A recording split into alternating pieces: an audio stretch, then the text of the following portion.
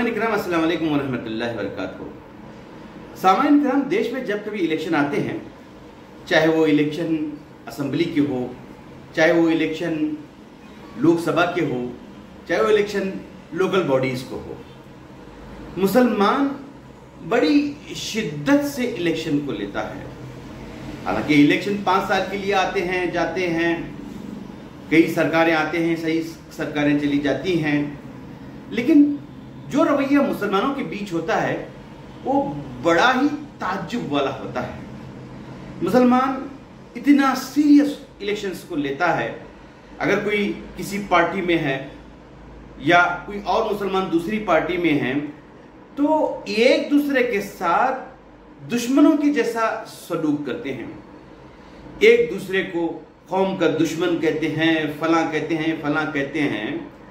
होना तो ये चाहिए था कि इलेक्शन को सिर्फ और सिर्फ डेवलपमेंट के नजरिए से देखा जाए, न इलेक्शन को धर्म के आईने से देखा जाए, न कौम के मामले से देखा जाए।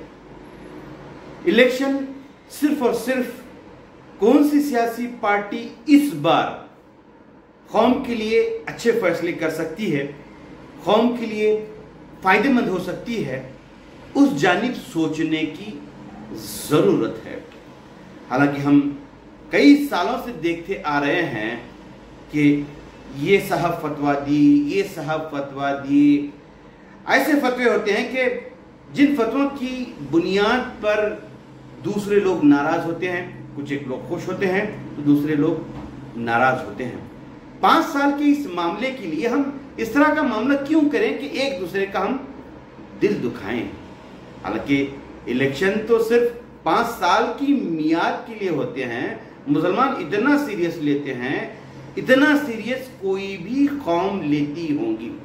हालांकि बात अगर हम कर्नाटक की करें तो यहाँ बहुत सारे अक़वाम हैं जो कहा यह जाता है कि ये सियासी पार्टी की वोट बैंक है, लेकिन कोई ये दावे के साथ नहीं कह सकता कि ये सियासी पार्टी ने इसको वोट नहीं दिया, ये सियासी पार्टी की ये कौम दुश्मन है। ऐसा बिल्कुल नहीं, लेकिन हर किसी को मालूम है कि ये वोट बैंक इस पार्टी की है।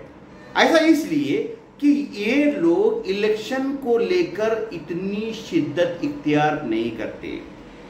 ये कम्युनिटी क्या करती है, बीजेपी के पास जाती है और उनको पूछती है कि आप हमें कितने नुमाइंदे दे रहे हैं, कितने टिकट्स दे रहे हैं, और आपके पास हमारी कम्युनिटी के लिए कितने प्रोग्राम्स हैं।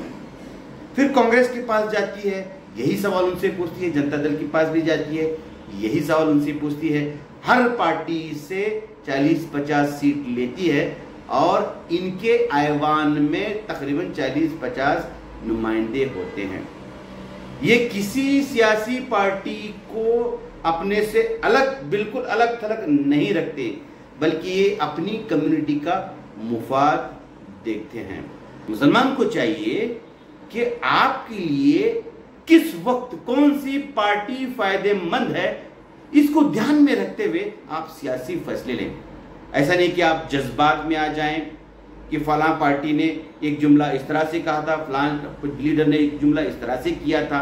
ये नहीं, हमें सबसे पहले अपने कौम की फिक्र करनी चाहिए, अपने कौम के मुस्तकबिल की फिक्र करनी चाहिए कि किस तरह का फैसला हमें लेना है जिस फैसले के तहत कौम के लिए आसानियां हो। ऐसा नहीं कि जज्बात में आ गए, जोश में आ गए, इस तरह की बातें किए, उस तरह की बातें किए और कुछ फैसला इस तरह से ले लिए जो कि कौम के लिए न तो फायदेमंद है न भलाई का सबब बने।